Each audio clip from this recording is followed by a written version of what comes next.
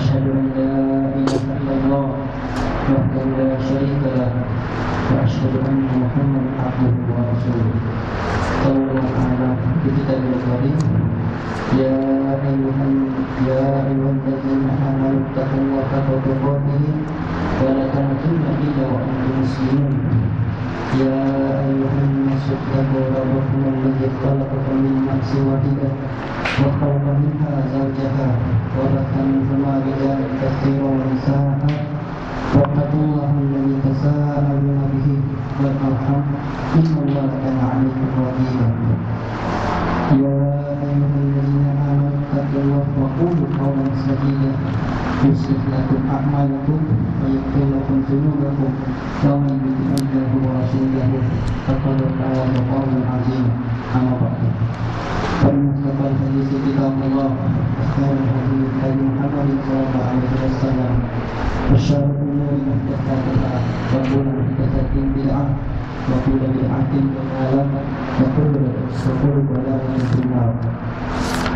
Alhamdulillah, syukur kita kepada Allah Jalla wa'ala atas segala nikmat yang Dia berikan kepada kita pada malam ini. Sungguh banyak nikmat Allah berikan kepada kita. Yaitu salah satu nikmat, yaitu nikmat yang terbesar, yaitu nikmat Islam wa sunnah, nikmat iman dan syukur bagi nikmat-nikmat yang lainnya, yaitu salah satu nikmat sehat dan waktu luang, sebagaimana Nabi Sallallahu Alaihi Wasallam bersabda dalam sebuah hadis. Nabi Sallallahu Alaihi Wasallam bersabda, "Nikmatan maqbulun fihi ma kathirun minan nas, as-sihhatu wal faragh." Yaitu dua nikmat yang selalu manusia tertipu dengannya, yaitu nikmat sihat dan waktu luang. Alhamdulillah, pada malam ini kita diberikan nikmat tersebut dan kita menggunakannya sebaiknya untuk menuntut ilmu syar'i. Pada malam ini, alhamdulillah, kita bersama Al-Ustaz Al-Fadhil Ustaz Abdul Wahab bin Islami Hafizahullah, dan beliau akan menyampaikan ceramahnya Al-Usul As-Salasah. Al-Usul As-Salasah. Insyaallah. Alhamdulillah. Sebelum saya berikan kasih kepada Ustaz, setelah ini saya maklumkan sekiranya setelah Ustaz selesai memberikan sama beliau, jika ada soalan, jika sila tulis di kertas dan berikan kebenaran, insyaallah. Dan juga kepada Ustaz kepada masyarakat.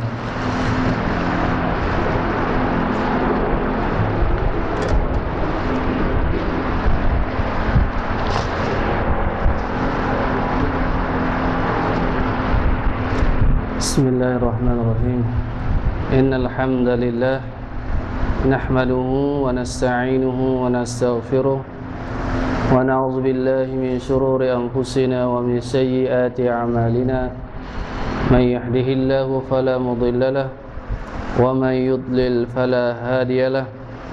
Asyhadu an la ilaha illallah wahdahu la syarika lahu wa asyhadu anna Muhammadan abduhu wa rasuluh. Amma ba'd,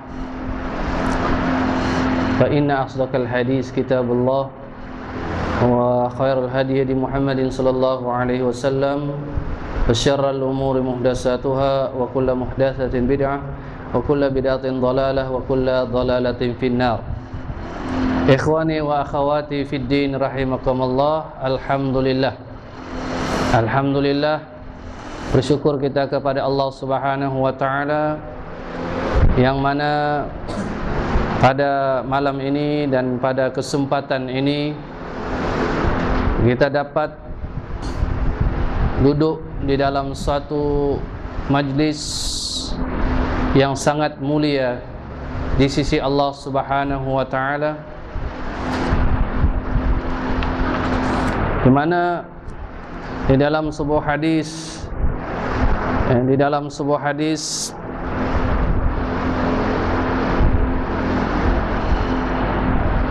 Nabi sallallahu alaihi wasallam pernah bersabda,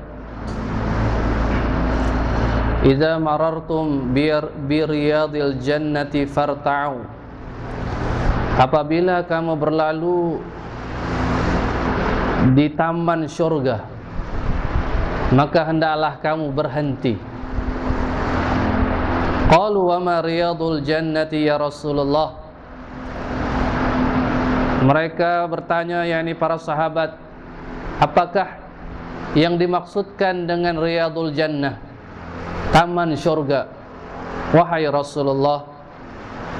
Qala hilakuz zikr, fa inna lillahi ta'ala sayyaratin minal malaikati yatlubuna hilakaz zikr, fa idza atau alaihim haffu bihim. Nabi sallallahu alaihi wasallam bersabda ataupun menjawab, yang dimaksudkan riyadul jannah itu ialah hilakuz zikr. Hilakuz zikri ini bukan majlis berzikir beramai-ramai, tetapi yang dimaksudkan majlis zikir di sini ialah majlis ilmu,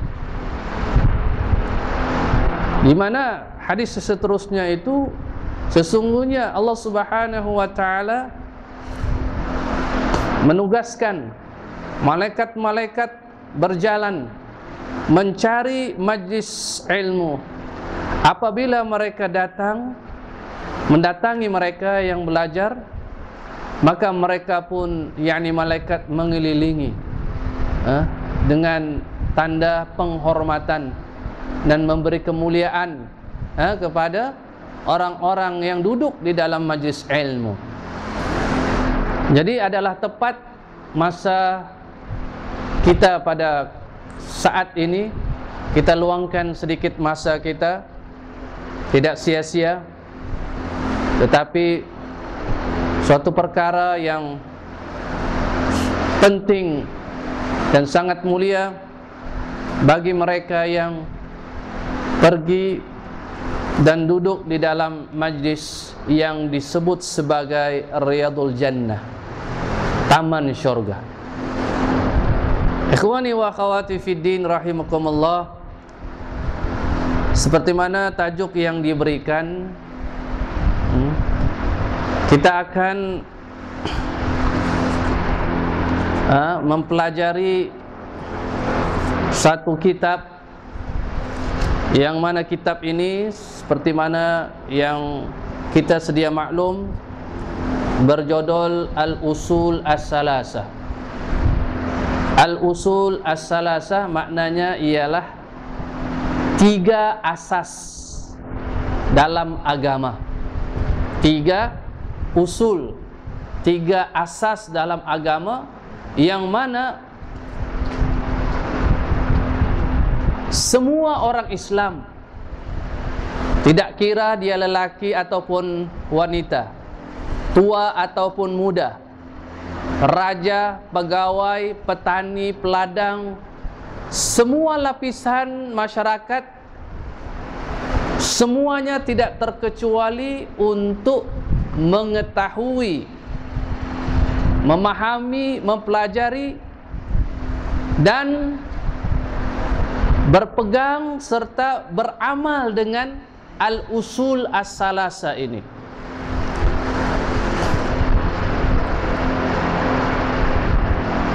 Di mana disebutkan di dalam kitab ini Al-Usul As-Salasah,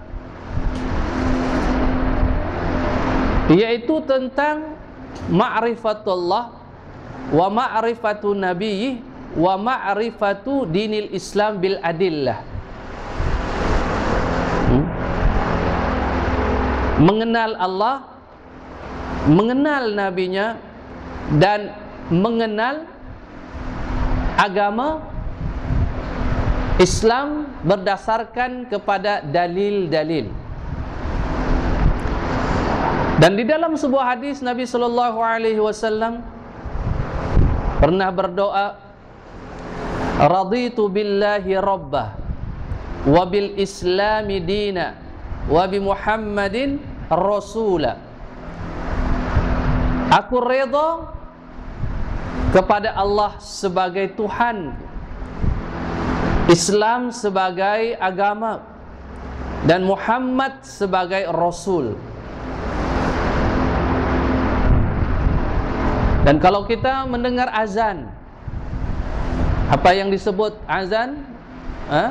Yaitu asyhadu an la ilaha illallah wa asyhadu anna Muhammadar Rasulullah. Dan 3 asas ini semuanya akan ditanya kelak apabila manusia itu meninggalkan dunia ini. Semua manusia akan ditanya tentang 3 perkara ini dikubur nanti. Tidak ada yang terkecuali. Tidak ada yang terkecuali ditanya tentang 3 perkara.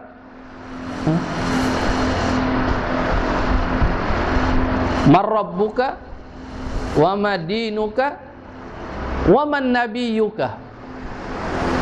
Siapa Tuhan kamu? Apakah agama kamu? Dan siapakah nabi kamu? Sekiranya dia adalah di dunia ini orang yang benar-benar mengenal Allah, orang yang benar-benar beriman kepada Allah, orang yang benar-benar beriman kepada nabinya, orang yang benar-benar mengenal Islam dengan dalil-dalil berdasarkan kepada Al-Quran dan As-Sunnah, serta dia mengamalkannya, maka tentulah dia dimudahkan oleh Allah Subhanahu wa ta'ala untuk menjawab soalan-soalan itu. Rabbi Allah wa dinil Islam wa Nabi Muhammadin sallallahu alaihi wasallam. Tuhanku adalah Allah, agamaku adalah Islam, nabiku adalah Muhammad sallallahu alaihi wasallam. Namun sekiranya mereka di dunia ini tidak mempelajari, tidak mengenal, tidak memahami dan melaksanakan 3 perkara, 3 soalan itu, maka mereka tidak akan dapat menjawab. Dan mereka hanya berkata, la adri sami'tu nasa yaquluna syai'an faqultuhu. Dia menyatakan, aku tidak mengetahui. Aku hanya mendengar orang lain mengatakan sesuatu, maka aku pun tak turut, aku pun ikut apa yang dikatakan oleh orang. Dia tidak mengetahui, dia jahil tentang penciptanya, dia jahil tentang nabinya, dia jahil tentang agamanya. Maka orang ataupun manusia seperti ini, mereka akan gagal.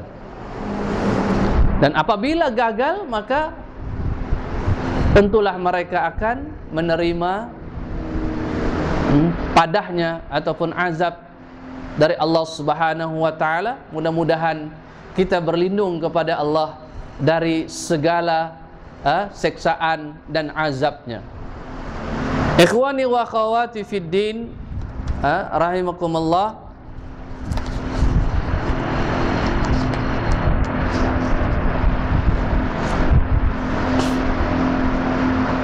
Kita akan mempelajari kitab yang kita sebutkan tadi, Al-Usul As-Salasah. Al-Usul As-Salasah, 3 asas di dalam 3 asas agama di dalam yang wajib dipelajari oleh setiap orang Islam. Dan secara gambarannya, sebelum kita masuk mempelajari kitab ini. Kitab ini mengandungi 4 risalah, 4 tajuk. Yang pertama ialah tajuk pertama ialah memperkatakan tentang 4 persoalan yang wajib diketahui oleh setiap orang Islam, sama ada lelaki ataupun wanita, yaitu tentang ilmu. Yang kedua tentang amal. Yang ketiga tentang dakwah. Yang keempat tentang sabar. Wajib semua orang mempelajari 4 persoalan ini. Risalah yang pertama. Risalah yang kedua ialah kita akan mempelajari 3 perkara ataupun 3 persoalan yang wajib juga diketahui, dipelajari, dipahami dan dilaksanakan oleh setiap orang Islam. Persoalan yang pertama ialah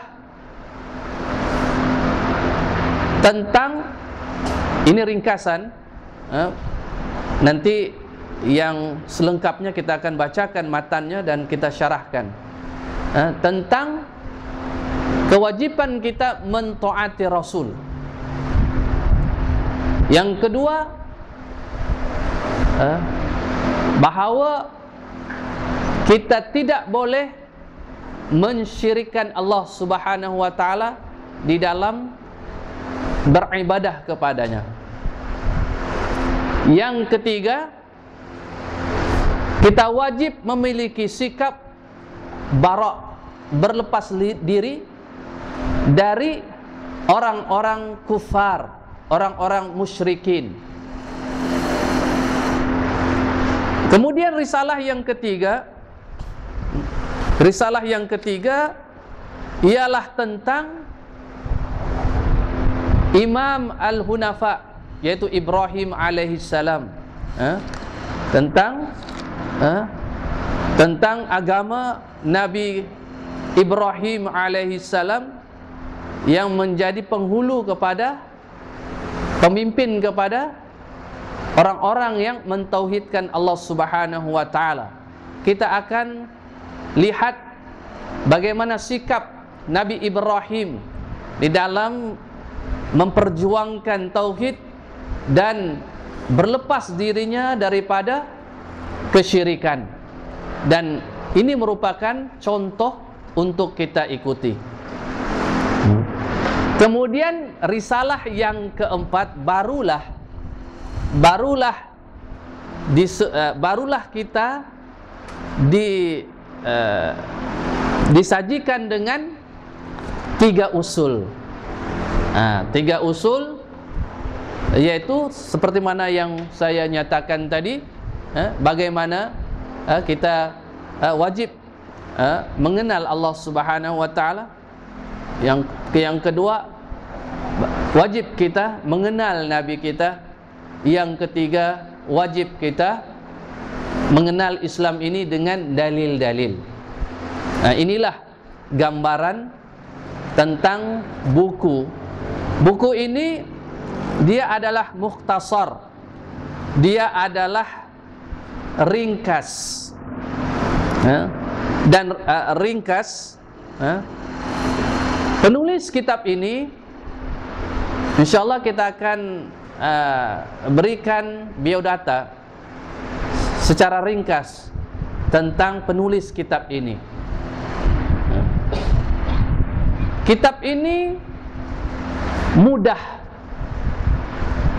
untuk kita pahami karena ia ringkas, mukhtasar.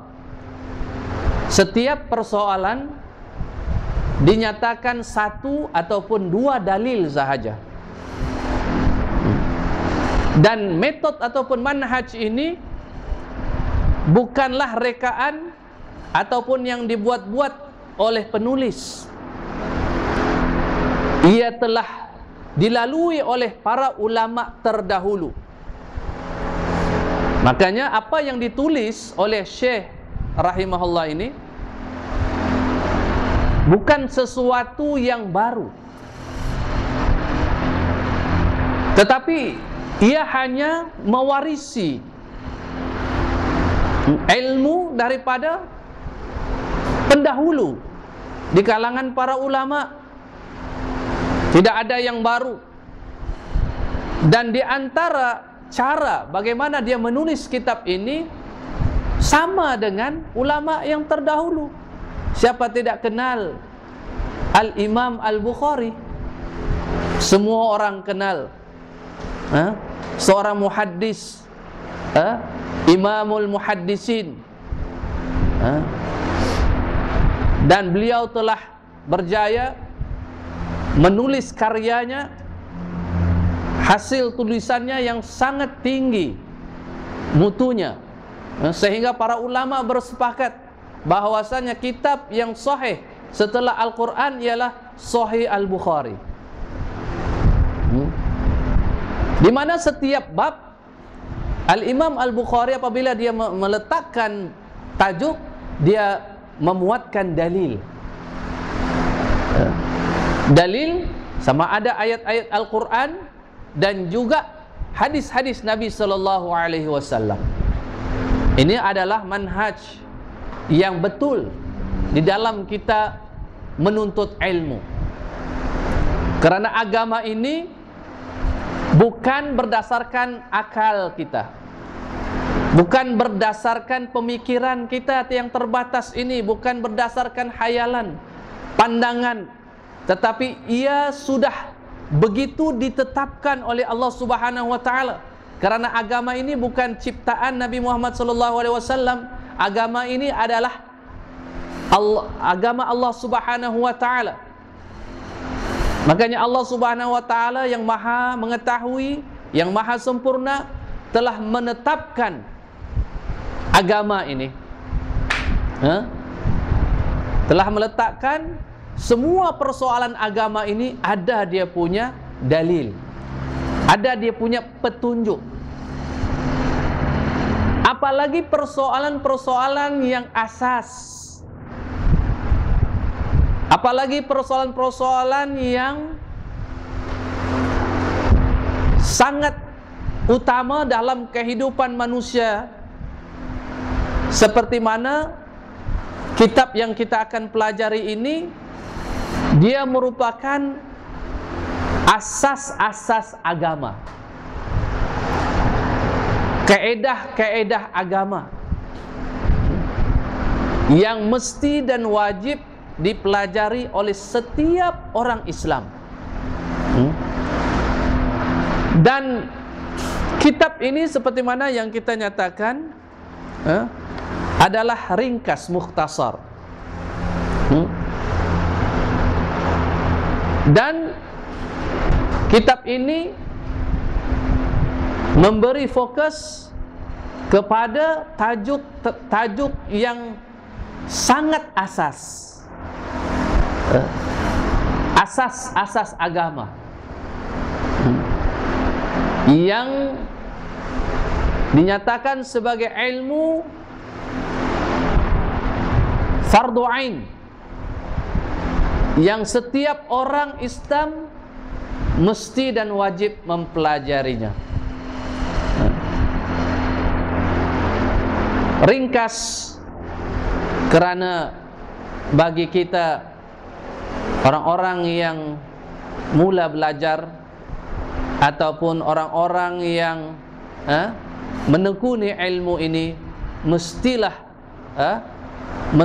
dia memulakan dengan apa? As-sighar.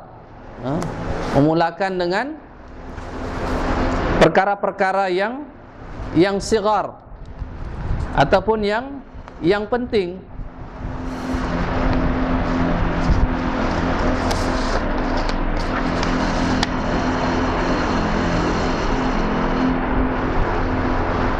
Karena seorang pelajar dia perlu memulakan syai'an fa syai'an, sedikit demi sedikit.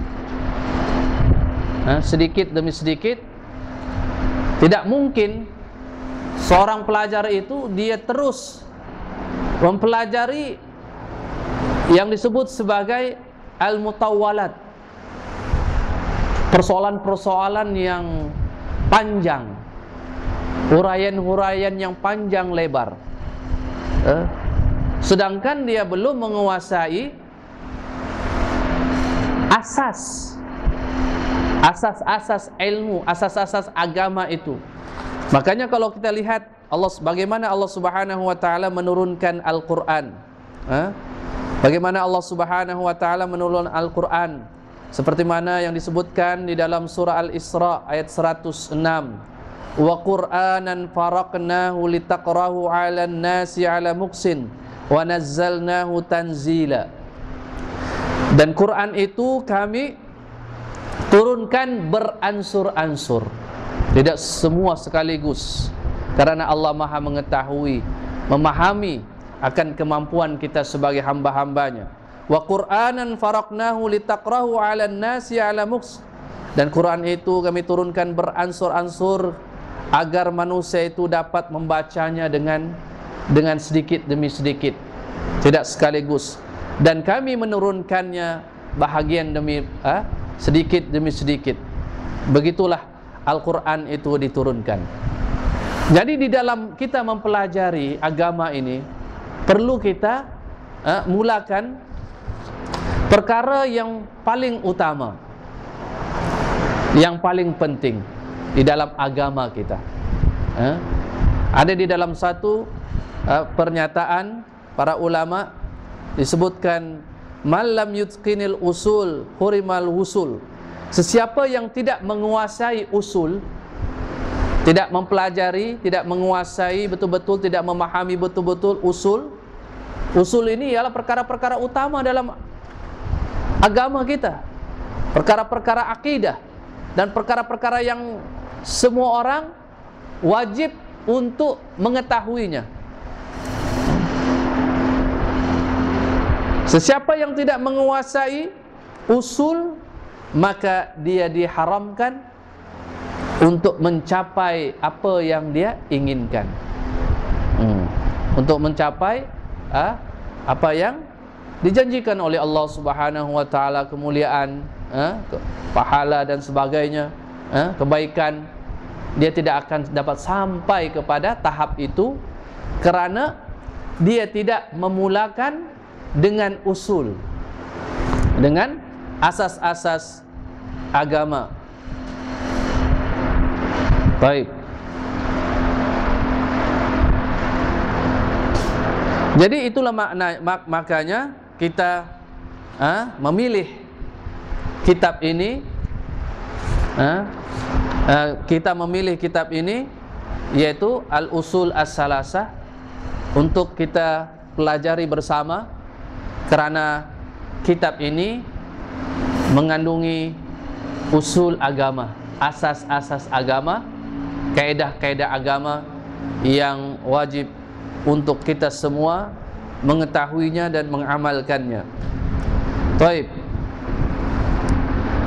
Sebelum kita membuka kitab Al-Usul As-Salasah ini, ada eloknya saya ingin memperkatakan secara ringkaslah tentang penulis kitab ini, tentang penulis kitab ini, dan juga antum boleh rujuk tentang penulis kitab ini,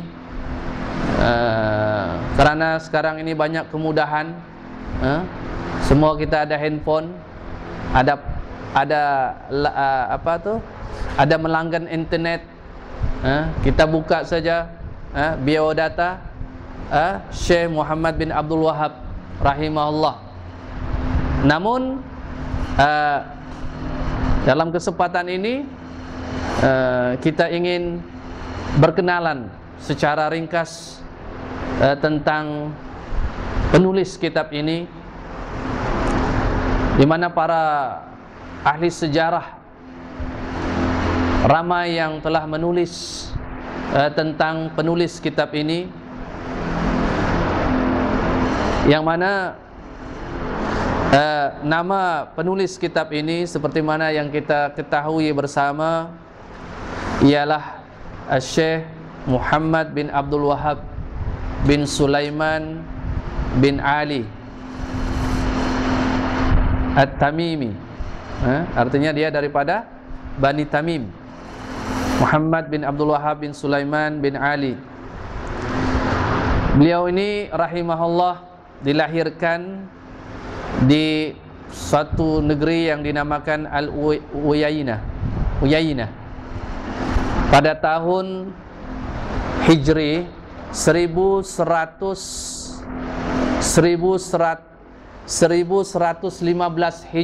Hijriah.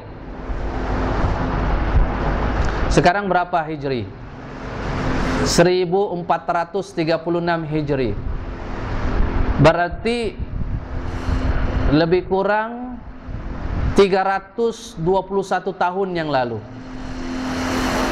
Ataupun kalau kita katakan abad yang ke-16, lebih kurang 16 tahun 1690, lebih kurang begitu, dalam abad ke-16. Baginda beliau ini rahimahullah wafat, meninggal dunia pada tahun 1206. Maknanya umurnya lebih kurang 91 tahun. Beliau rahimahullah lahir dalam keluarga yang berilmu. Lahir dalam keluarga yang berilmu. Di mana kalau kita baca tentang beliau ini,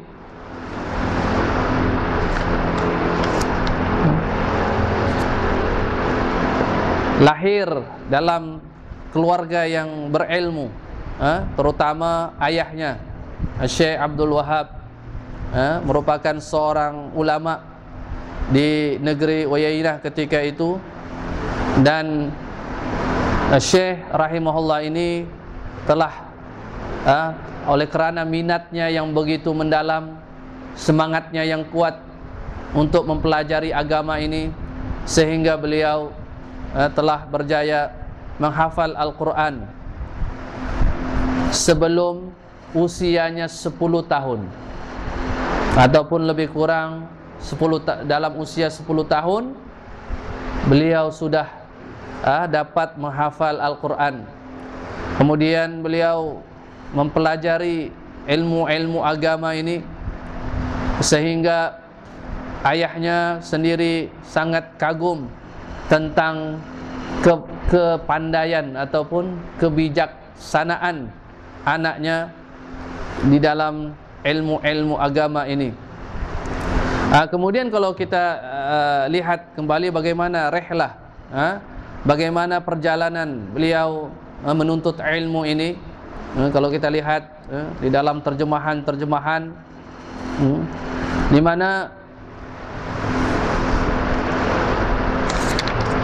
beliau rahimahullah telah belajar ilmu-ilmu agama ini di tempat ayahnya, yang ketika itu ayahnya adalah seorang alim dan juga merupakan qadi di negeri Uyainah. Kemudian beliau terus meneruskan belajar pergi ke Mekah Al-Mukarramah, kemudian ke Madinah An-Nabawiyah, dan beliau banyak berjumpa dengan para ulama, terutama di Madinah ini.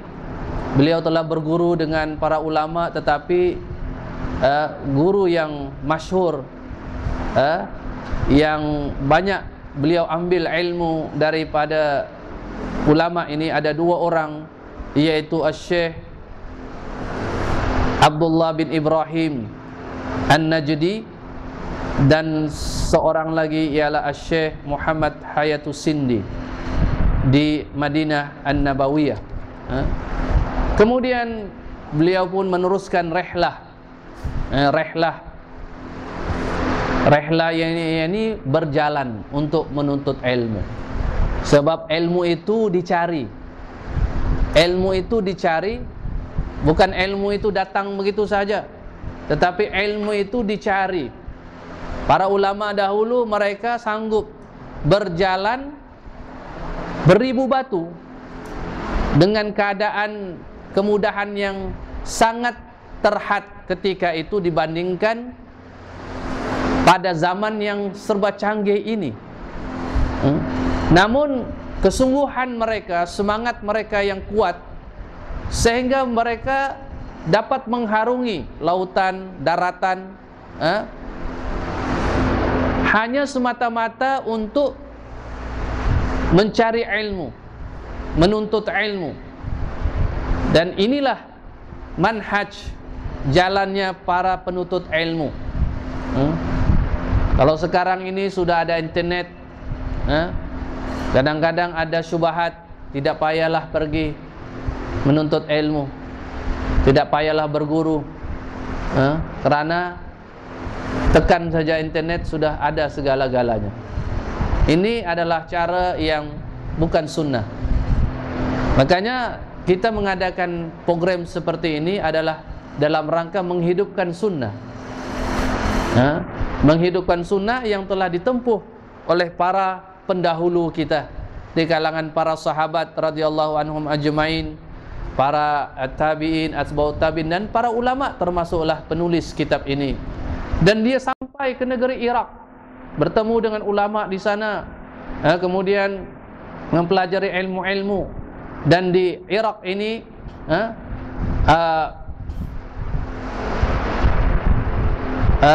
terkenal ataupun ramai para ulama yang telah mengajak manusia ataupun masyarakat di situ untuk mentauhidkan Allah, untuk menegakkan sunnah, dan untuk mengembalikan masyarakat kepada kitab Allah dan sunnah Nabi SAW.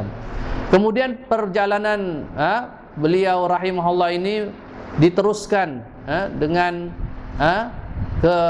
beliau berhasrat ke Basrah, tetapi oleh kerana kurang kemampuan, maka beliau balik ke negeri, ke Ahsa, kemudian Huraimalah, kemudian ke Uyainah, kemudian ke tempat yang lain di dalam lingkungan kawasan Najd. Dan kalau kita lihat suasana di Najd sebelum Syekh berdakwah, sangat menyedihkan sekali, terutama masyarakat pada masa itu bergelombang dengan pelbagai kemungkaran. Terutama kemungkaran yang paling besar ialah kemungkaran kesyirikan, yang mana mereka ini telah menyembah selain Allah. Mereka membuat bangunan-bangunan di atas kuburan, mereka muliakan, mereka dewakan, mereka anggap orang-orang yang telah mati, orang-orang tertentu dianggap wali. Kemudian mereka meminta hajat di kubur-kubur mereka itu. Kemudian ada yang lebih dahsyat lagi, mereka menyembah pokok-pokok, batu-batu, gua-gua, dan mereka beribadah, meminta hajat mereka bukan kepada Allah tetapi kepada selain Allah Subhanahu wa taala. Apabila Syekh Muhammad bin Abdul Wahhab rahimahullah telah menguasai ilmu, terutama ilmu akidah, ketika beliau rahimahullah berada di negerinya Uyainah, ketika itu ada pemimpin di sana atau amir bernama Utsman bin Nasir. Maka beliau rahimahullah pun mencadangkan kepada pemimpin di situ, yaitu Utsman bin Nasir, untuk merobohkan ada satu bangunan di atas kubur yang mana mereka telah membuat bangunan binaan di atas kubur Zaid ibn al-Khattab, yang dikatakan sebagai kubur Zaid ibn al-Khattab, yang mana Zaid bin Khattab ini adalah saudara kepada Umar ibn al-Khattab radhiyallahu anhu. Jadi di situ ada kubur yang mana ketika ceritanya ketika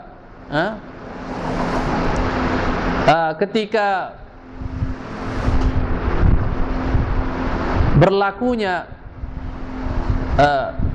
peperangan ataupun Umar ibn Khattab ketika itu menjadi khalifah yang kedua, memerintahkan kepada kaum muslimin untuk memerangi orang-orang yang mengaku sebagai nabi, di antaranya Musailamatul Kazzab pada tahun 12 Hijriah. Maka di antara orang yang menyertai yang berperang ialah saudaranya Zaid ibn Khattab. Kemudian dia mati syahid. Kemudian dia dikubur di situ. Maka setelah itu masyarakat pun telah bersikap berlebihan terhadap kubur Zaid bin Khattab radhiyallahu anhu, sehingga mereka membuat binaan di atas kubur. Kemudian apa yang mereka lakukan? Mereka mengagungkan kuburan itu. Mereka pergi ke situ, mereka meminta hajat, Kemudian Syekh ini dia meminta cadangan kepada pemimpin, Utsman bin Nasir, yang ketika itu menjadi pemimpin setempat, untuk merobohkan kubur Zaid bin Al-Khattab. Kemudian Utsman bin Nasir, pemimpin itu bersetuju untuk pergi ke tempat itu. Kemudian Syekh juga memberi cadangan. Dia kata, kalau kita pergi ke tempat itu, di tempat itu ada penduduk di sekitarnya, mungkin mereka akan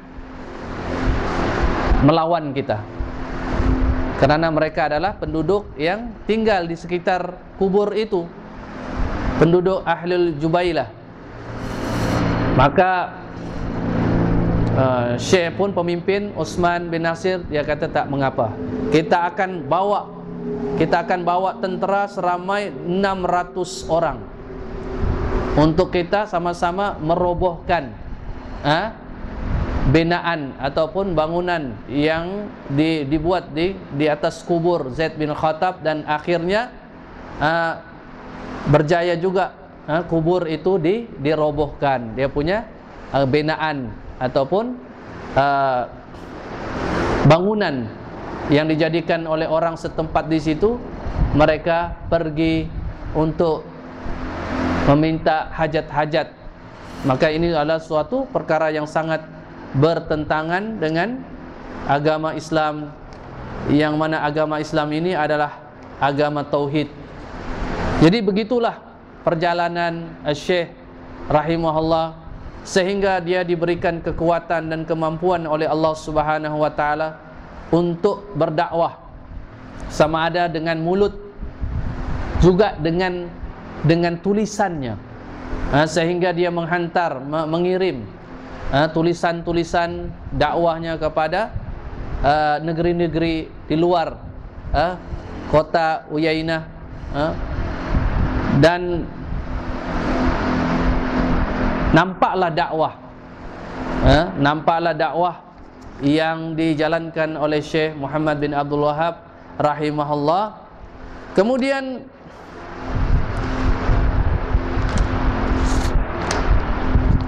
biasa ataupun sunatullah dakwah mengajak manusia kepada agama Allah ini tidak sunyi daripada halangan dan rintangan, yang juga ini seperti mana disebutkan oleh Allah Subhanahu wa taala di dalam surah Al-An'am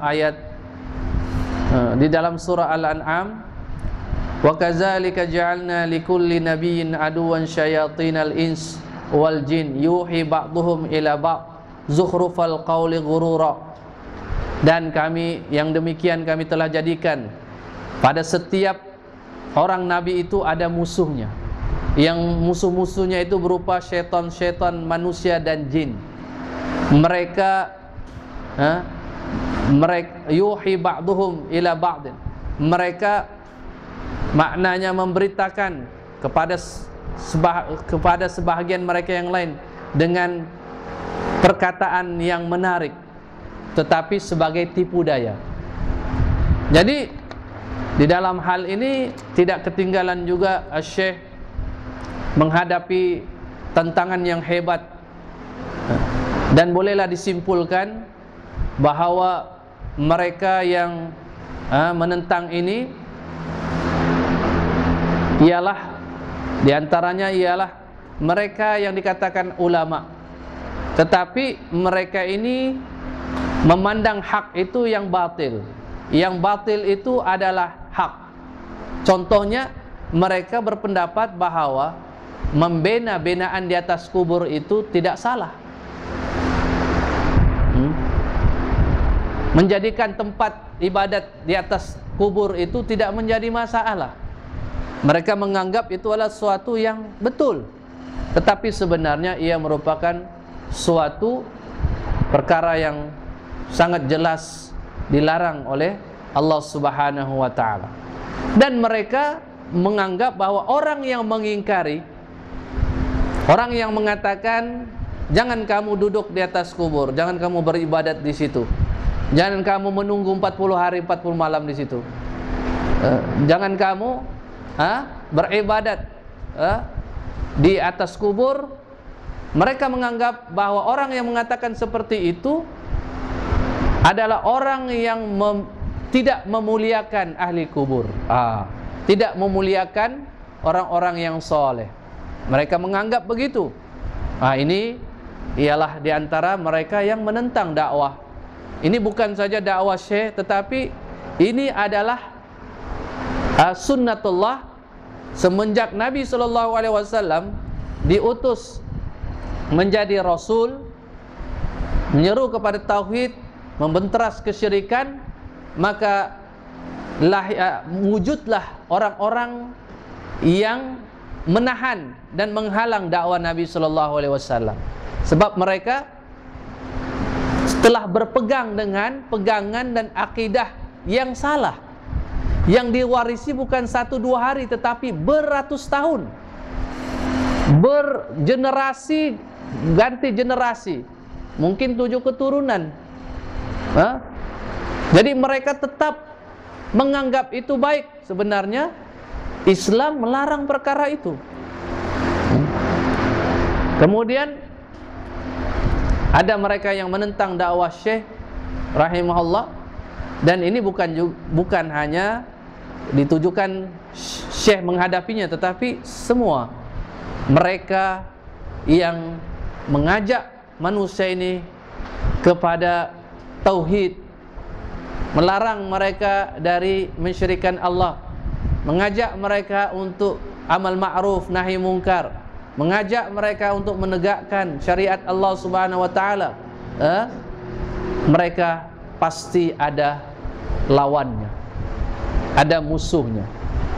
Maka dalam hal ini kita perlu banyak bersabar, perlu banyak berdoa kepada Allah Subhanahu wa taala. Dan di antara mereka yang menentang juga ialah mereka yang menisbahkan, menyandarkan diri mereka sebagai para ilmuwan, tetapi mereka sebenarnya tidak mengetahui sebenarnya tentang Syekh ini.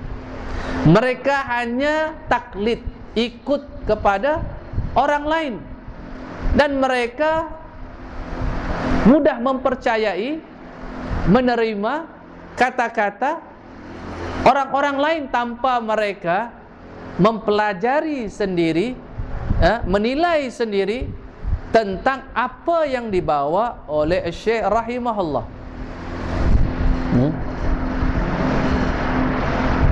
Kemudian ada satu golongan lagi yang menentang Syekh rahimahullah. Mereka ini takut akan kedudukan mereka ini tergugat, jawatan mereka tergugat.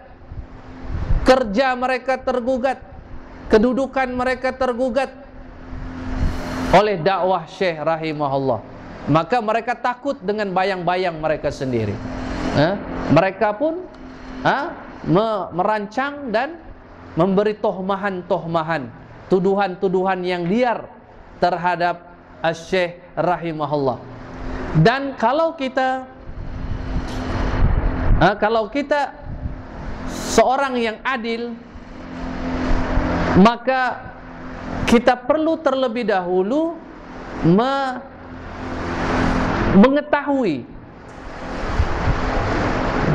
mengetahui tentang seseorang itu.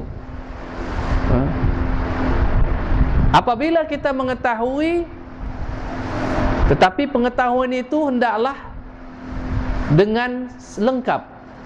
Jangan ambil sikit-sikit, separuh-separuh. Ambil yang sebahagian tetapi ditinggalkan yang sebahagian. Tidak.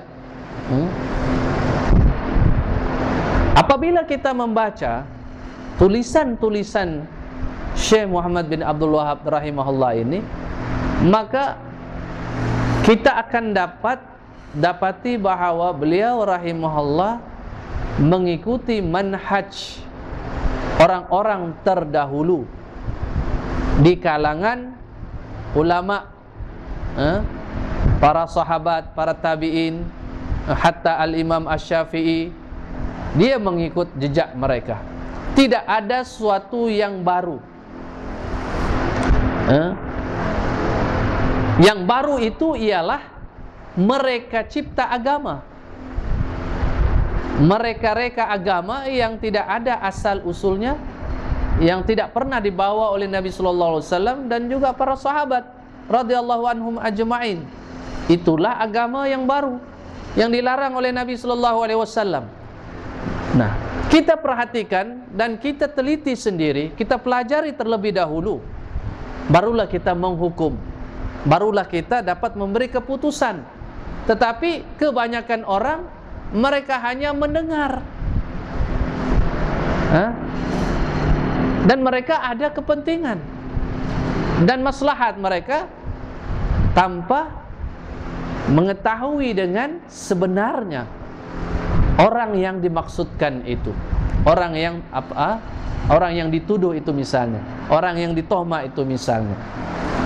Dan dalam Islam kita sangat diharamkan untuk menjatuhkan kehormatan orang lain, apalagi yang dinamakan dia itu adalah ulama, yang telah menghabiskan banyak masa dan umurnya berkhidmat untuk agama Allah Subhanahu wa taala. Oleh karena itu, saya memberi keyakinan di sini bahwasanya kitab ini kita lihat sendiri, kita pelajari, kemudian kita masing-masing memberi penilaian tentang kitab ini dan penulisnya, sekaligus tentang penulisnya. Adakah dia ini terus adalah orang yang sesat, orang yang membuat perkara-perkara yang baru dalam agama, orang yang membawa mazhab baru. Maka perkara-perkara itu hanya kita dapat jawabannya apabila kita mempelajari kitab ini ataupun kitab-kitab yang lain yang ditulis oleh Syekh dan juga ulama-ulama yang lain yang menulis kitab-kitab mereka, yang mereka juga dituduh dengan tuduhan-tuduhan liar. Maka kita sebagai orang yang diberikan akal yang sehat oleh Allah Subhanahu wa taala, maka gunakanlah nikmat yang Allah berikan ini untuk kita terus mempelajari, mempelajari tentang agama ini. Terutama hendaklah kita bersama dengan para ulama, karena al ulama warasatul anbiya, ulama itu ialah pewaris nabi. Maka hendaklah kita mengikut apa yang dibawa oleh pewaris Nabi, yaitu para ulama. Ulama yang bagaimana? Ulama yang bagaimana? Yaitu disebutkan sebagai ulama yang dikatakan ar-rabbaniyun. Bukan kumpulan Rabbani, Rabbaniyun. Di dalam Al-Quran, dalam surah Al-Imran ayat 79, walakin kunu rabbaniyin bima kuntum tuallimunal kitab wa bima kuntum tadrusun. Akan tetapi jadilah kamu rabbaniyin. Siapa rabbaniyin itu? Yaitu kamu mempelajari Alkitab, yaitu Al-Quran. Orang-orang yang mempelajari Al-Quran, wahyu Allah Subhanahu wa ta'ala, termasuk juga sunnah Nabi sallallahu alaihi wasallam.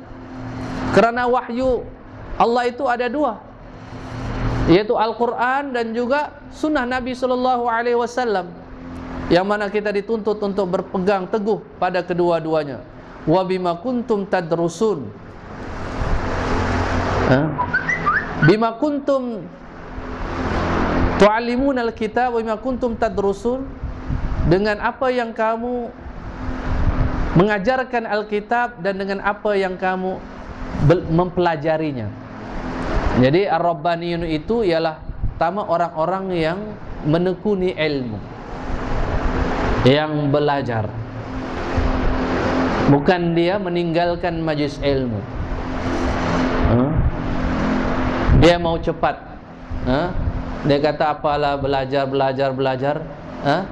tapi tidak juga beramal. Ini adalah syubhat, menyalahi Al-Quran.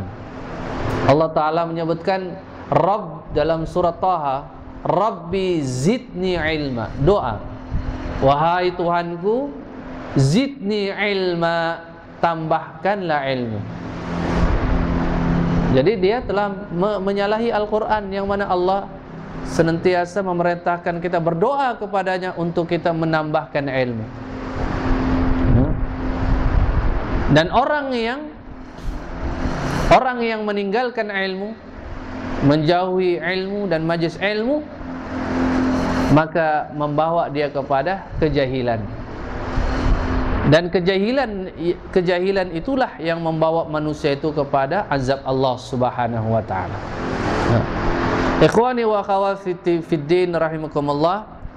Jadi begitulah secara ringkas saya sebutkan di sini tentang apa yang dilakukan oleh penulis kitab ini, terutama dakwah beliau rahimahullah, yang mana beliau telah membawa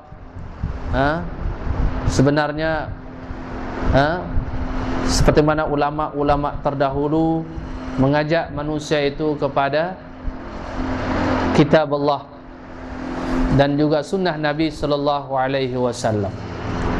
Baik, taib. Ikhwani wa akhwati fid din rahimakumullah. Kita akan memulakan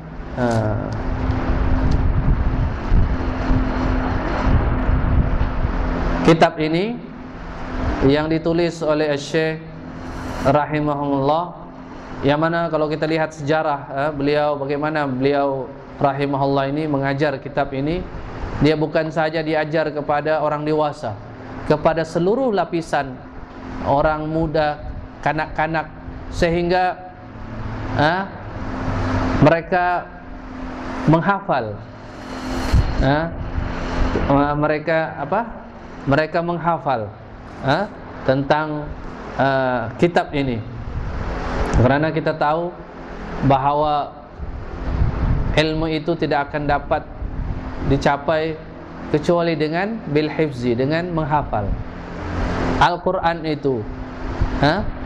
Kalau kita imam misalnya, kita kena hafal Al-Quran, sebab Al-Quran itu penuh dengan ilmu. Maka marilah kita berusaha untuk menghafal ajaran Islam ini, terutama wahyu Allah Subhanahu wa ta'ala. Baik.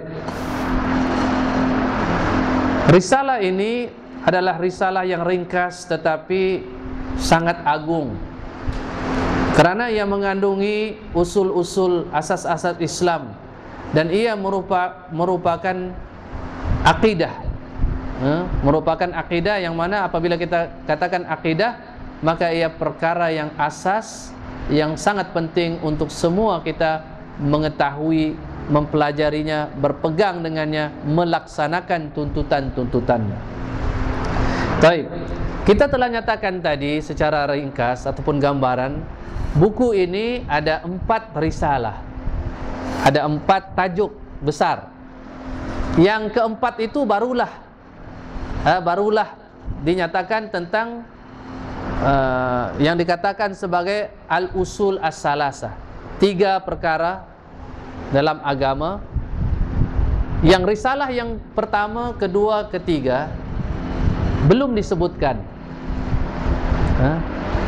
tetapi ia juga merupakan perkara yang sangat penting untuk kita ketahui, untuk kita amalkan, untuk kita pegang, tentang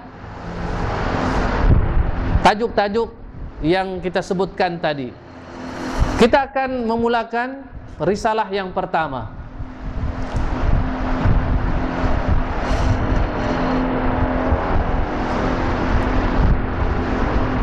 Asy-Syaikh,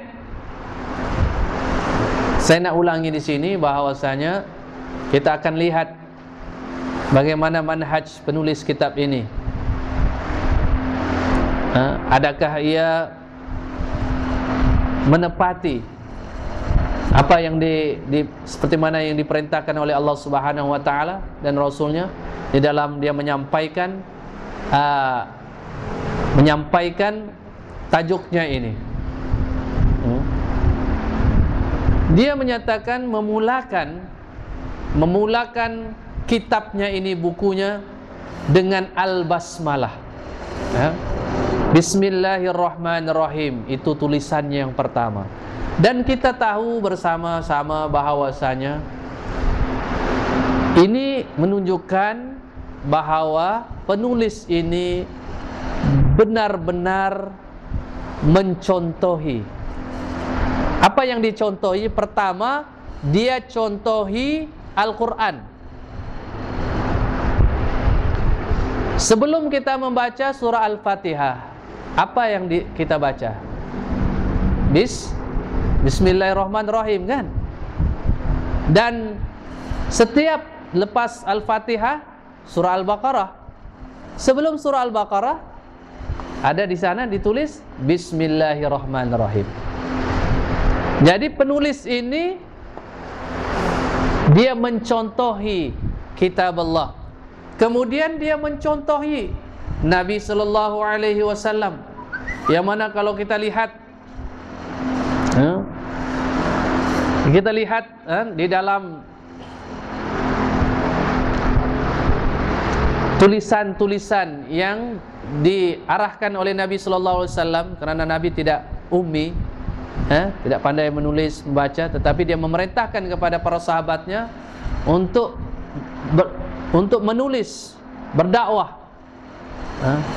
Dan di tulisan rasail, tulisan-tulisan dakwah itu dimulakan dengan Bismillahirrahmanirrahim. Jadi kita tahulah bahawa penulis kitab ini setakat ini dia telah melalui jalan yang betul. Tidak seperti mana orang tuduh bahwa dia ini membawa ajaran yang baru. Ini semua ada contoh. Bismillahirrahmanirrahim. Dan Bismillah ataupun Al-Basmalah ini, yang mana penulis rahimahullah memulakan kitabnya dengan Bismillahirrahmanirrahim sebagai mencontohi Al-Quran, mencontohi Nabi sallallahu alaihi wasallam. Kemudian ada dalam hadis, tetapi hadis ini tidak sahih, tetapi baik maknanya. Hadis ini ada yang berbunyi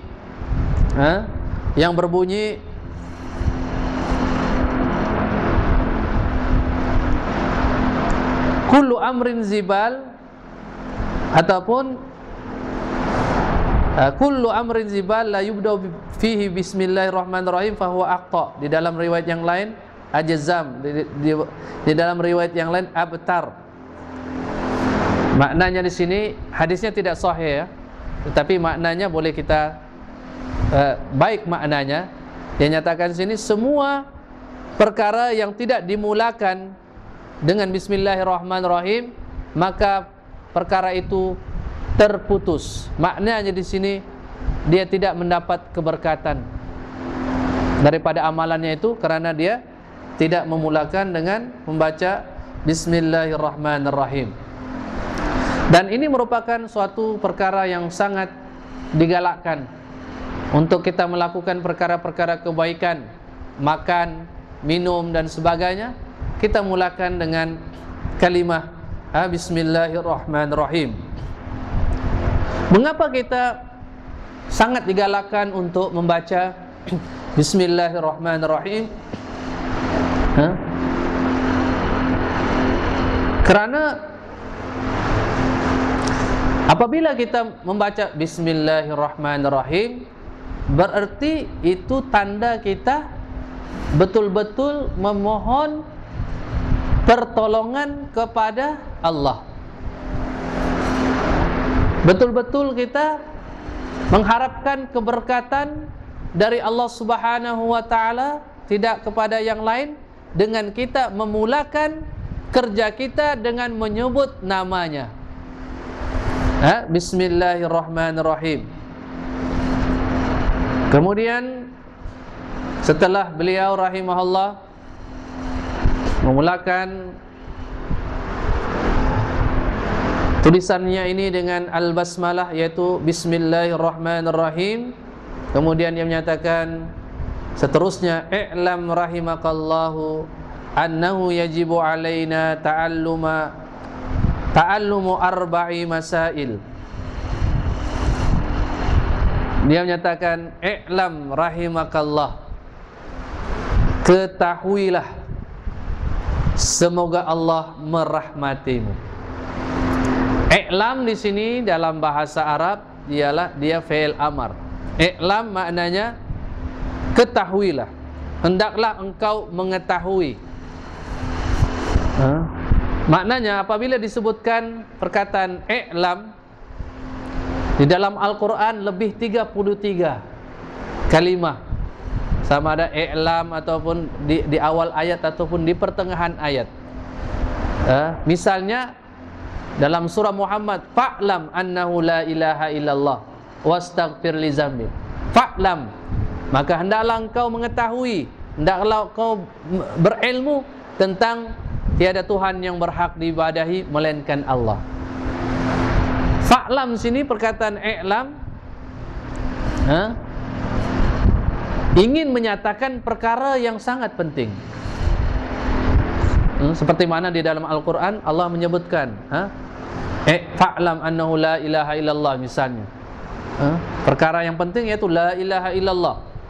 Jadi penulis ingin menyatakan sini dengan menggunakan perkataan i'lam di sini, ketahuilah, kerana dia ingin memberi perhatian kepada kita tentang perkara yang dia nak perkatakan itu ialah perkara yang penting dalam agama ini.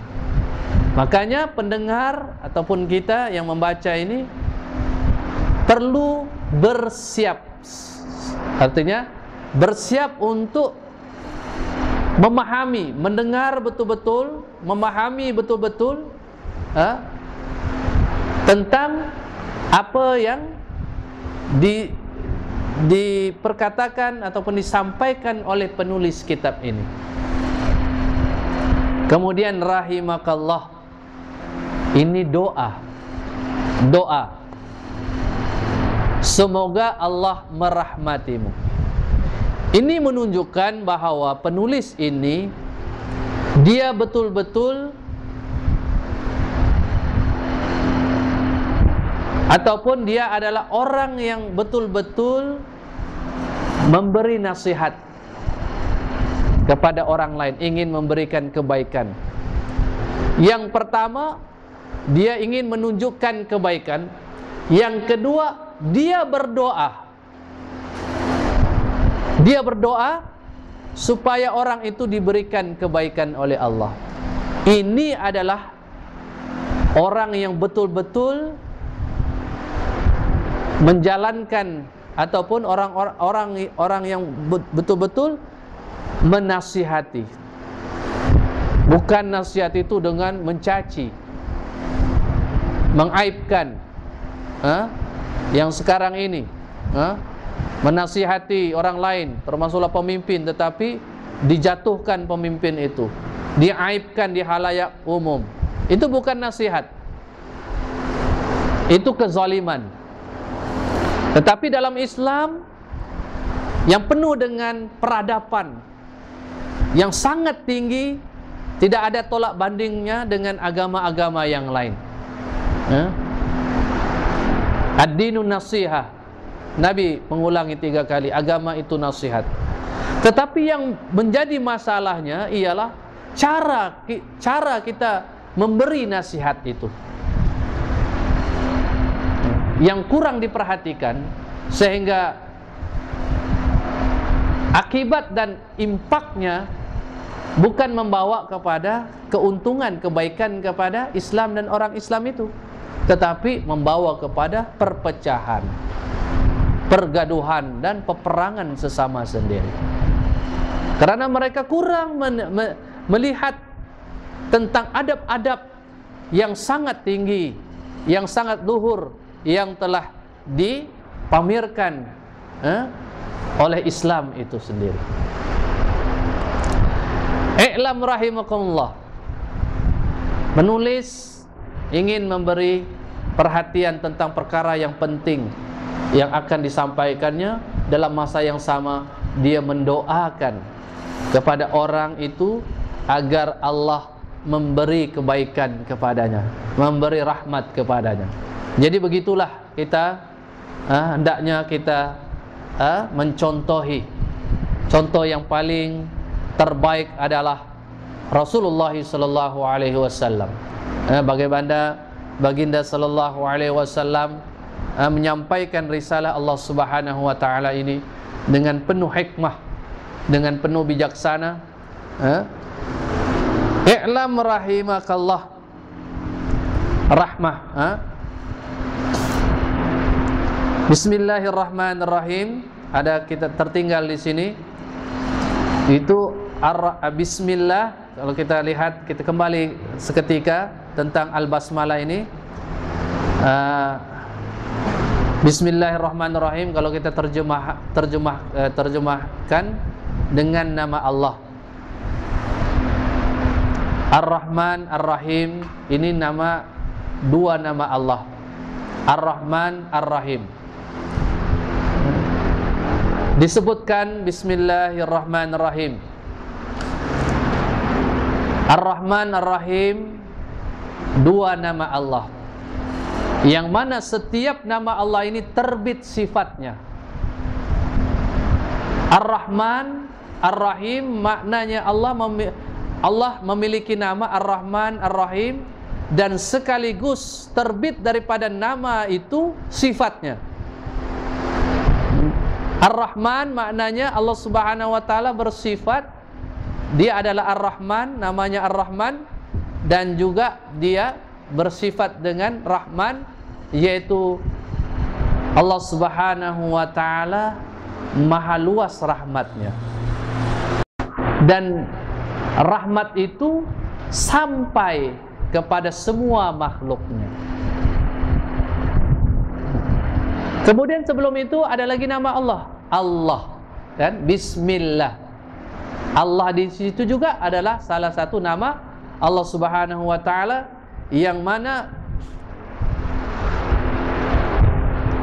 apa maknanya Allah Subhanahu wa taala? Ini menunjukkan kesempurnaan, kemuliaan, keagungan Allah.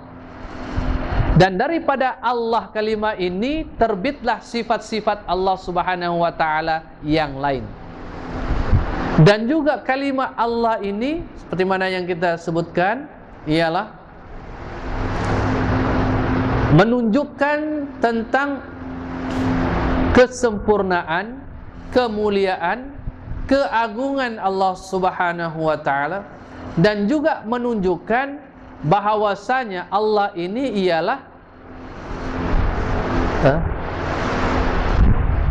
menunjukkan bahwa kalimat Allah ini ialah satu-satunya yang berhak disembah hanya Allah,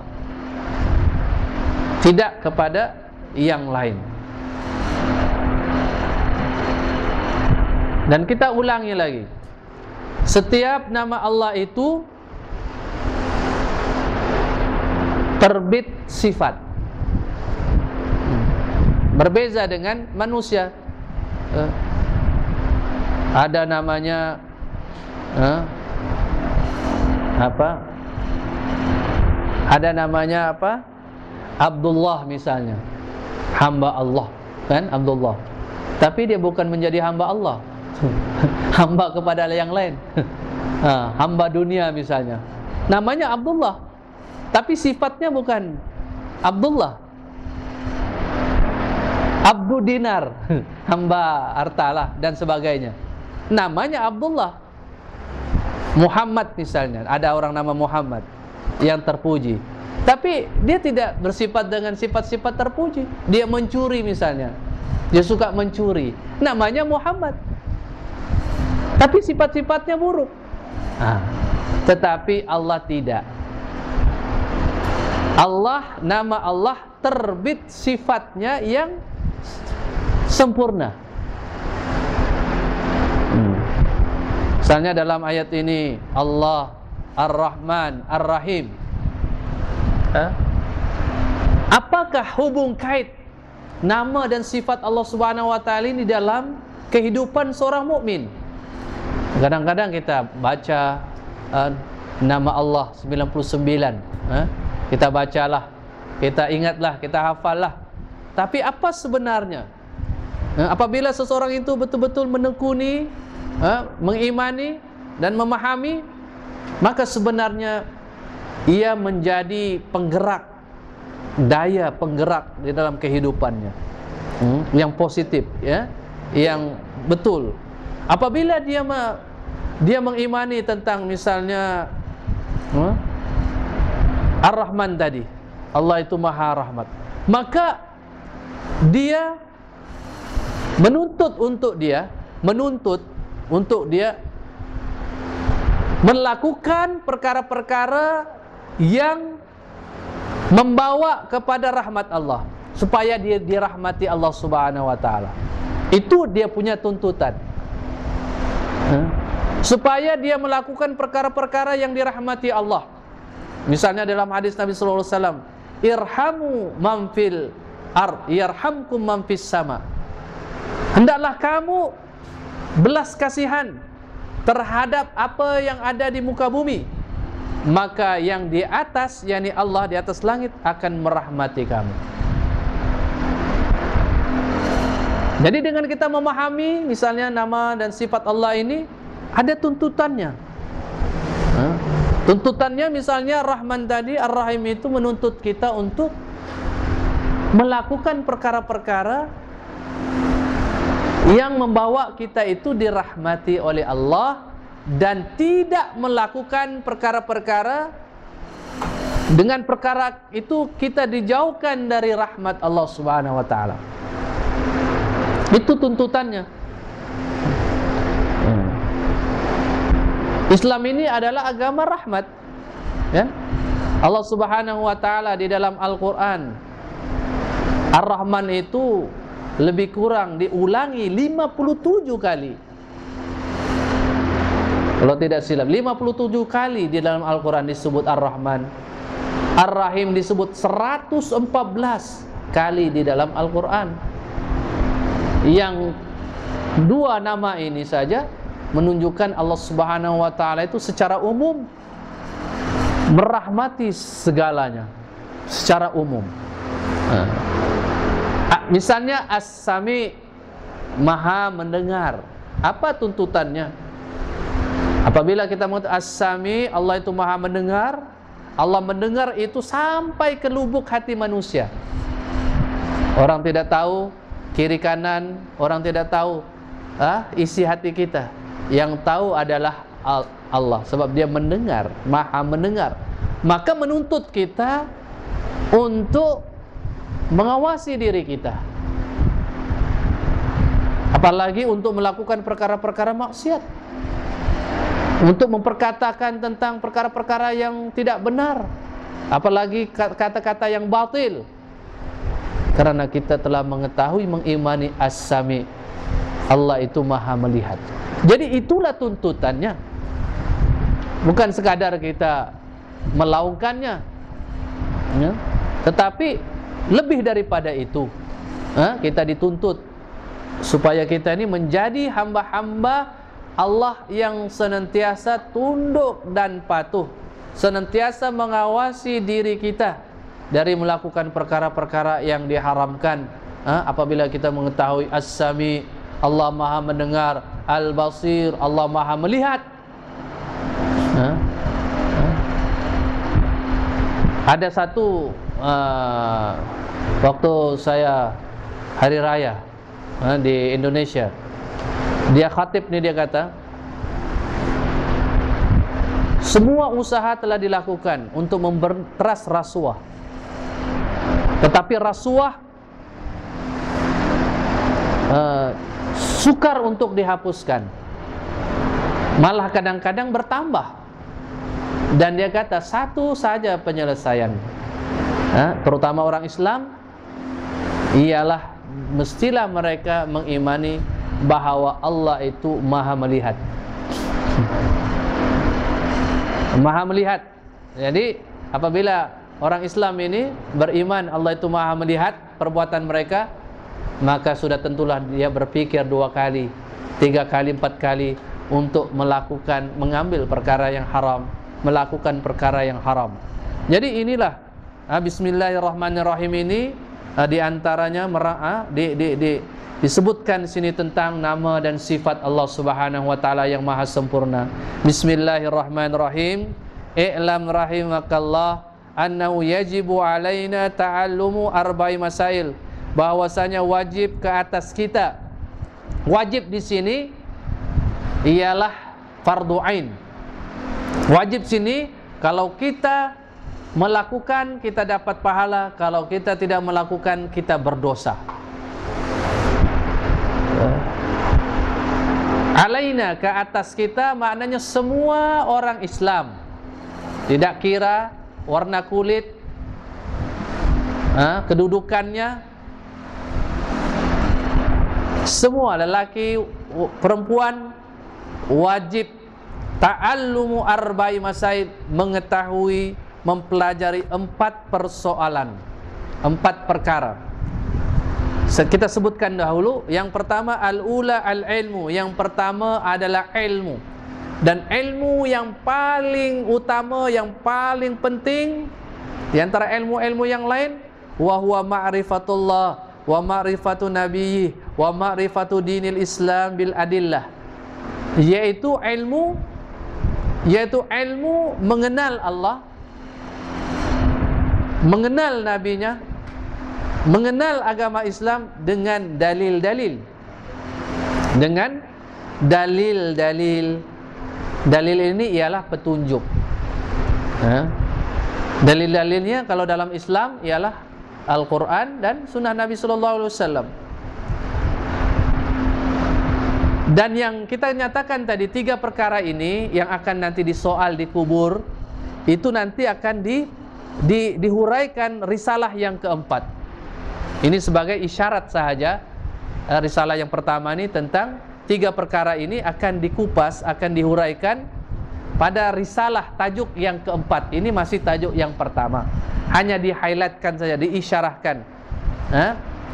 Yang kedua, al-amalu bihi, beramal bihi, dengan ilmu itu. Ini juga wajib setiap orang Islam. Yang ketiga, as-salisatu ad-da'watu ilai, dakwah, menyeru kepada ilmu tadi, menyeru manusia kepada agama Allah. Ad-da'wah ilahi. Ar-rabi'ah, yang keempat, as-sabru 'alal azafi, sabar di atas kesulitan, kesusahan padanya, yaitu sabar kita di dalam berdakwah, sabar kita di dalam menuntut ilmu, sabar kita di dalam melakukan amal soleh. Dan tiga ini dalilnya, keempat perkara ini, wad-dalilu qaulu ta'ala, bismillahirrahmanirrahim, wal as innal insana lafi khus illal ladzina amanu wa amilus solihat wa tawassaw bil haq wa tawassaw bis sabr. Demi masa sesungguhnya manusia benar-benar dalam kerugian. Raja kah dia? Orang yang jutawan, mewah dan sebagainya, dia juga dalam kerugian. Illal ladzi, kecuali orang-orang yang beriman. Iman tidak dapat kecuali dengan ilmu.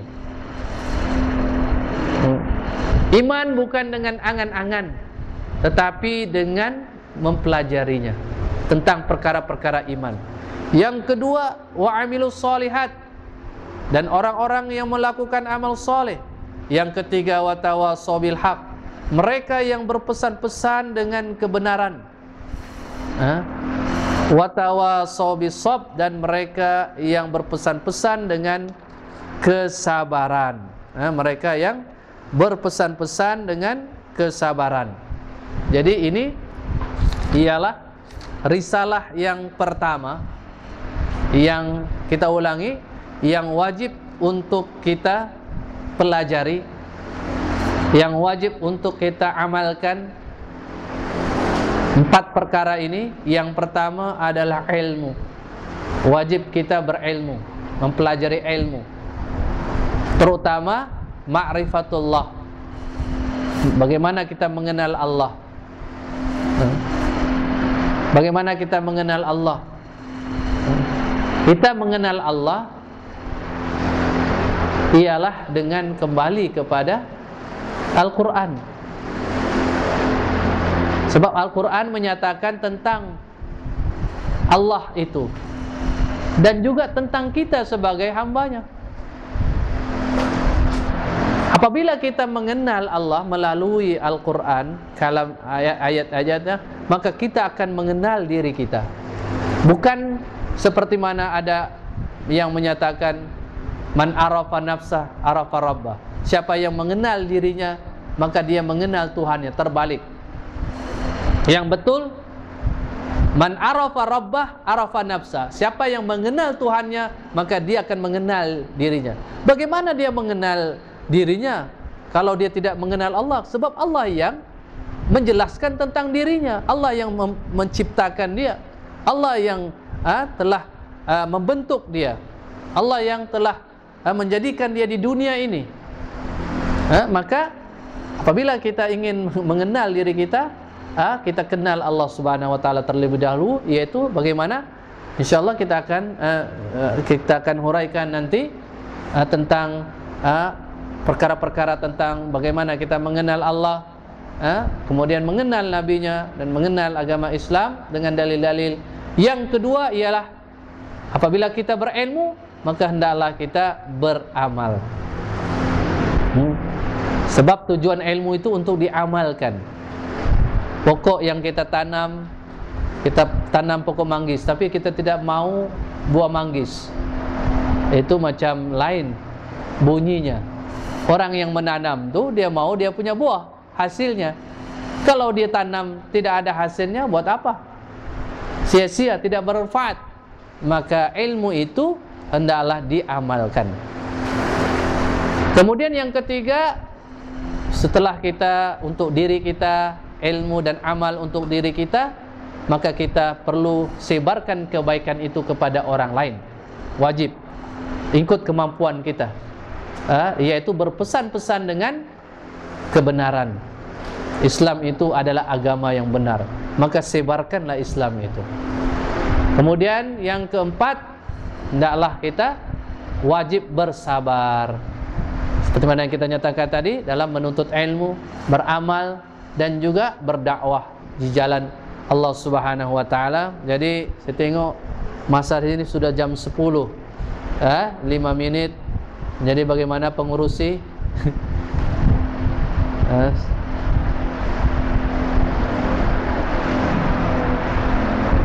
Jadi kita cukuplah untuk ini dulu. Jadi apa yang kita pelajari ini walaupun sedikit, tetapi seperti mana yang kita nyatakan tadi, sikit-sikit lama-lama jadi bukit. Yang perlu kita mesti pahami betul-betul apa yang kita pelajari. Dan saya berharap agar kita semua diberi kekuatan, diberi istiqamah untuk kita dapat terus menekuni ilmu ini. Dan insyaAllah kita akan sambung kuliah kita ini pada masa akan datang dengan izin Allah. Yang mana kekurangan itu saya memohon maaf daripada kelemahan diri saya memohon kemaafan untuk antum semua. Dan apa yang kita harapkan agar kita hendaklah senantiasa mempunyai keinginan dan semangat yang kuat untuk terus belajar dan memahami Islam, seterusnya berusaha untuk melaksanakan ajaran-ajaran Islam ini. Aqulu qouli hadza wa astaghfirullah li wa lakum wa sallallahu ala Muhammad wa ala alihi wa sahbihi wasallam walhamdulillahi rabbil alamin.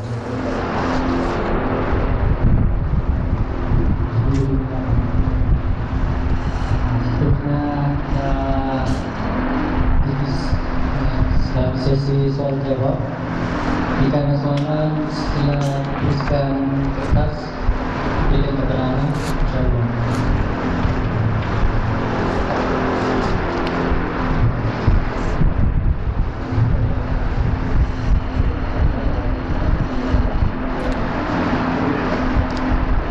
Sekiranya ada soalan, boleh kemukakanlah untuk kita coba untuk menjawab. Bagi apa ada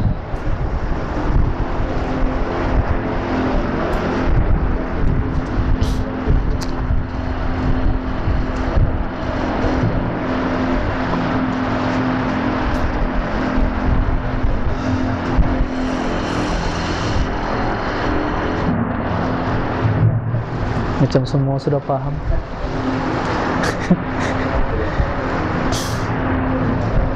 ada soalan Ikhwan, Ikhwan.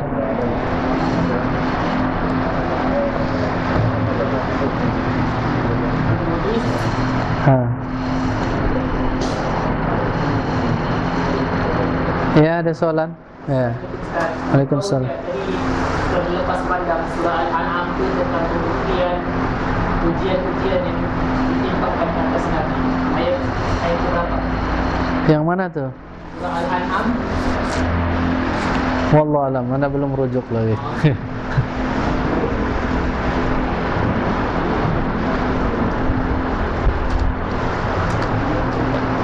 Surah Al-An'am. Apa bunyinya ayat tuh?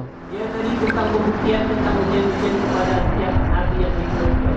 Oh, tuh tadi tuh. Yang ada musuh-musuh kah?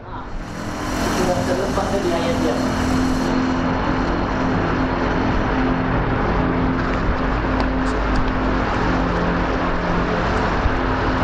Itu ayat apa tuh? Iya, sini ada kesalahan dia punya. Saya tidak. Sini ada surah Al-An'am, tapi saya lihat di sini ayatnya macam salah dia punya nih. Salah. Jadi saya tidak berani Saya tidak berani menetapkan ayatnya itu, tapi kita boleh cek di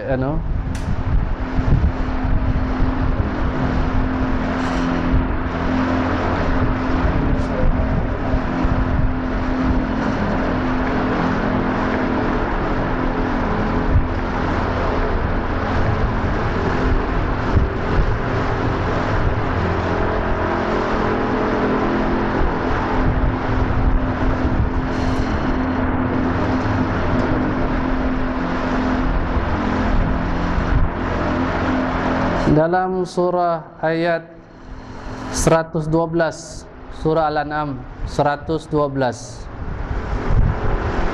Wa kadzalika ja'alna likulli nabiyyin aduwwan syayatinal insi wal jinni yuhi ba'dhum ila ba'din zurfal qawli ghurura.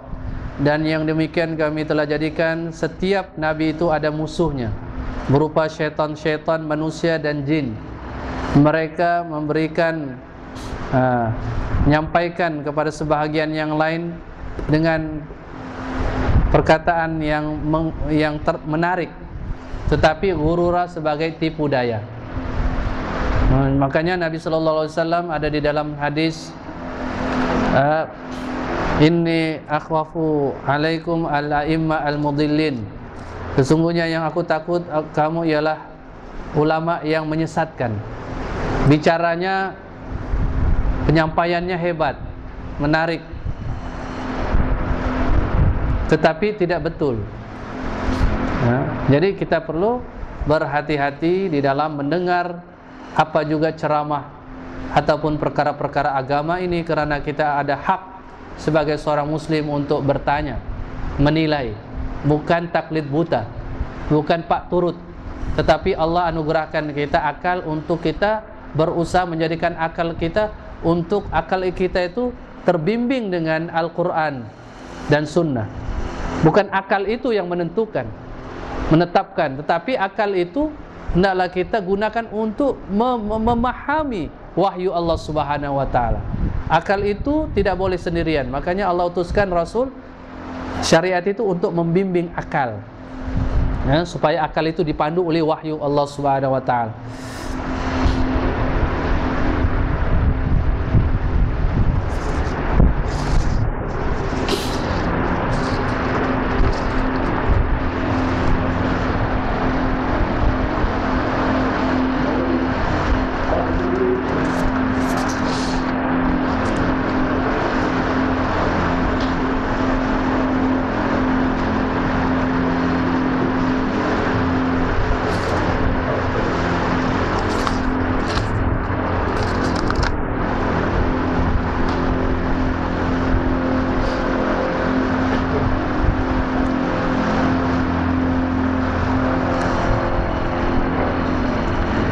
Tentang ini soalnya berkenaan dengan sikap, ini suatu sikap yang perlu juga kita hindari sikap ini. Nah, itu apa istilahnya dalam bahasa kita nih? Dalam dua muka. Di depan baik, di hadapan baik, tapi sebenarnya dia di belakang dia mau fitnah. Jadi untuk menghadapi sikap orang seperti itu, yang pertama kita tidak boleh mengikut dia, artinya tidak boleh meniru. Sikapnya yang tidak baik itu jangan kita balas dengan yang tidak baik. Maka kita perlu senantiasa bersikap dengan sikap yang baik, seperti mana yang disuruh oleh agama kita. Dan mudah-mudahan dengan kita tidak jemu menasihatkan dia dan berdoa kepada Allah Subhanahu wa taala, mudah-mudahan dia itu kembali ataupun meninggalkan sikapnya yang tidak baik. Karena ada sifat ini, dia ada tabiat kadang-kadang yang tidak baik. Tabiat ini agak memakan masa untuk seseorang itu berubah. Tetapi apabila tabiat itu tabiat yang buruk, hendaklah dia lekas-lekas menjauhinya. Dan bagi kita, bagi sesiapa yang bersahabat dengan orang yang bersikap dengan sikap itu, maka yang seperti mana yang kita nyatakan tadi, hendaklah dia tidak terpengaruh, terikut-ikut dengan rentak ataupun sikapnya yang tidak baik itu, dan dia teruskanlah nasihat yang baik dan banyak berdoa kepada Allah agar Allah beri hidayah kepada dia.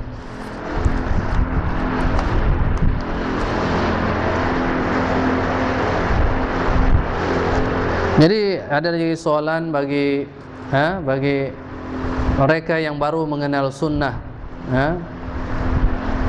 Jadi alhamdulillah bahwa Allah Subhanahu wa taala memberi kita nikmat Islam dan juga memberikan nikmat sunnah, yaitu kita diberikan kemudahan oleh Allah untuk kita suka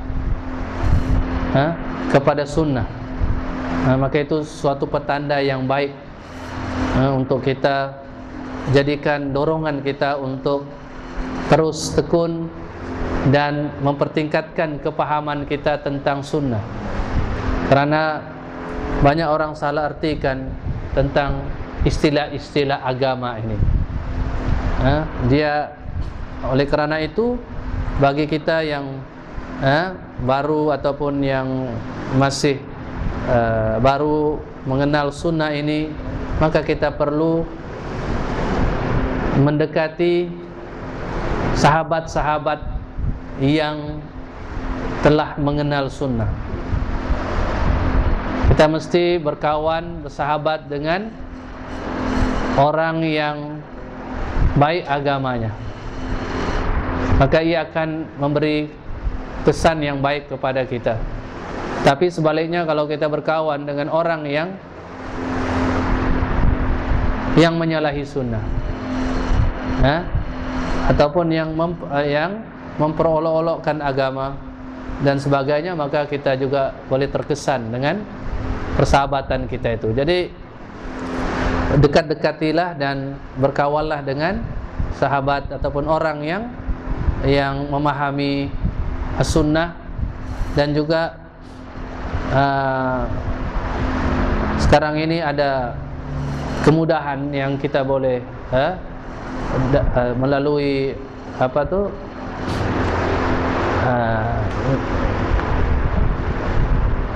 misalnya internet, kan? Kita boleh layari, kita boleh dapatkan maklumat-maklumat tentang sunnah ini, terutama rakan-rakan kita di Indonesia. Mereka banyak ada channel, kan? Mungkin boleh kita terus mempelajari sunnah itu melalui laman web mereka, misalnya as-sunnah.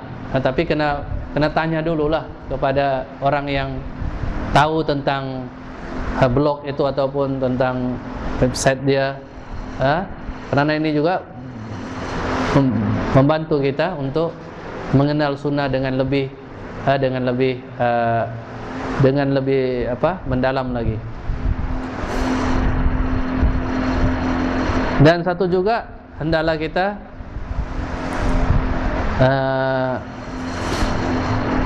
maknanya senantiasa tanamkan di dalam diri kita itu hubbul ilm, cintakan ilmu.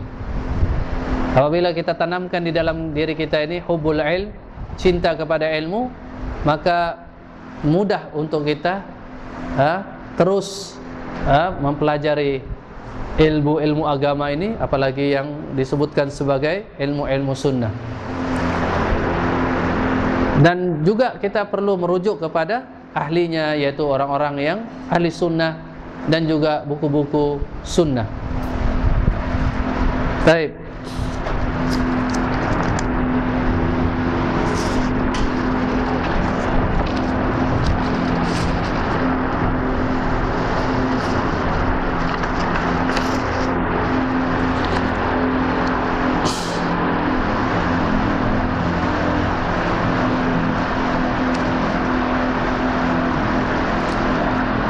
Di sini juga tentang banyak Muslim menonton TV tanpa mengetahui keburukannya melebihi daripada kebaikannya, seperti melihat aurat dalam lakonan dan sebagainya. Jadi ini ialah untuk kita semua. Maka seperti mana yang Allah nyatakan, fattaqullah mastata'tum, hendaklah kamu takut kepada Allah, bertakwa kepada Allah Subhanahu wa taala. Jadi ini adalah nasihat untuk kita semua agar kita melakukan perkara-perkara kebaikan dan menjauhi daripada perkara-perkara kemungkaran, seperti mana contohnya yang kita lihat, yang di TV itu memang seperti di sini, seperti aurat dalam lakunan dan sebagainya. Apakah melihat ustadz? Macam saya pula yang melihat. Bukan melihat nih, apakah nasihat?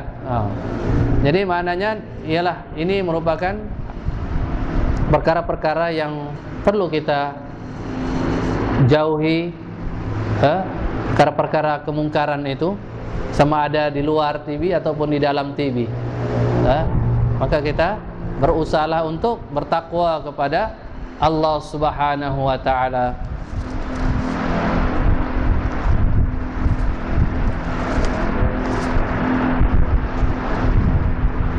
Banyak bagaimana akidah Syekh Abdul Qadir Al-Jailani?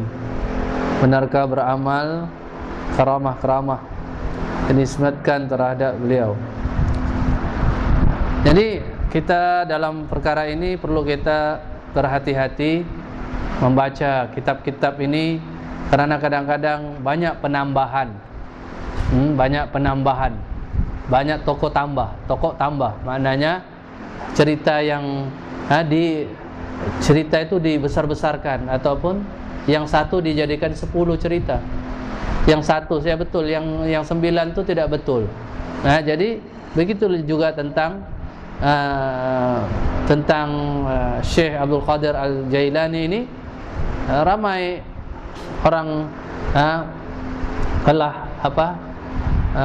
memperkatakan, menulis, memperkatakan tentang sesuatu yang tidak seperti mana yang ada pada Syekh Abdul Qadir Al-Jailani.